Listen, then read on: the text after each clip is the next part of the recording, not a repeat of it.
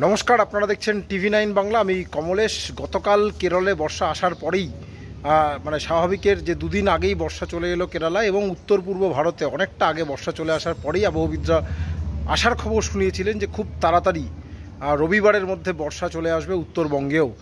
রবিবার পর্যন্ত অপেক্ষা করতে হলো না। খানিকক্ষণ আগে মৌসুম ভবনের আবহবিদরা এই সুখবর দিয়েছেন, বাংলায় বর্ষার যাত্রা শুরু হয়ে গেল। 2024-এর মনসুন এক্সপ্রেস ছেড়ে দিল, বাংলায় ঢুকে পড়লো।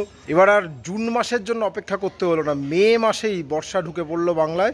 উত্তরবঙ্গ, প্রায় গোটা উত্তরবঙ্গেই দক্ষিণ পশ্চিম মৌসুমি বায়ু ঢুকে পড়েছে।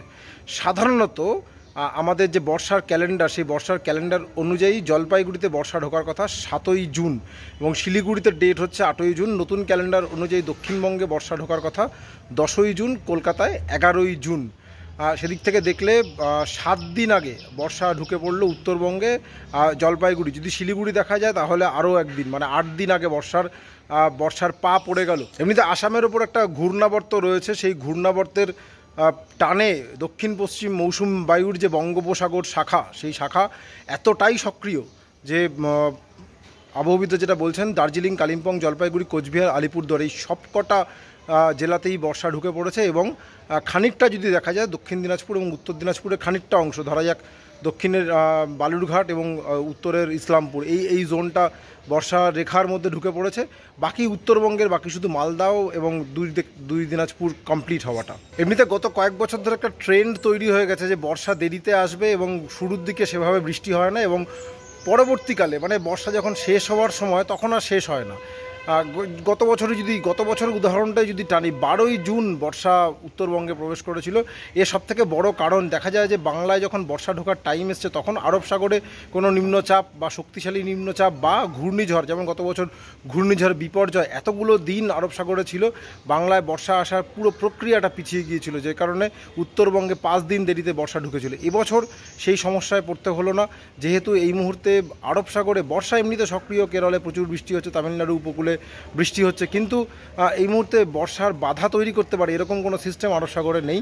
ফলে বর্ষার বঙ্গোপসাগর শাখা এই মুহূর্তে অনেক বেশি সক্রিয়, যে কারণে যেটা বলছিলাম যে জুন মাসের আর অপেক্ষা করতে হলো না, মে মাসেই বর্ষা ঢুকে পড়লো বাংলায়।